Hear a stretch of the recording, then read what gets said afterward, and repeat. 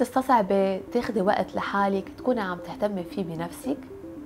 فكرتي شي مرة قد ايه في امور عبالك تعمليها بس ما عندك وقت تعمليها؟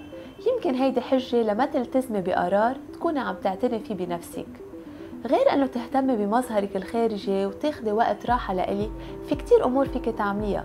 مهم تفكري انت شو بتحبي، شو هي النشاطات يلي عبالك تتعلميها او المواهب يلي عبالك تنميها. يمكن عبالك تتعلمي لغة أجنبية معينة، أو تتسجلي بنادي رياضي تكوني عم تعملي فيه رياضة معينة، أو تتعلمي الرسم مثل فن التصوير الزيتي، أو تتعلمي غير شي.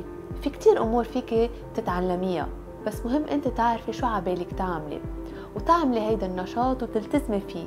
بيكون وقت راحة لإلك، وقت تستمتعي فيه خارج عن مسؤوليات وهموم الحياة، وبتكوني عم بتجددي طاقتك فيها وحبك للحياة عن أول وجديد.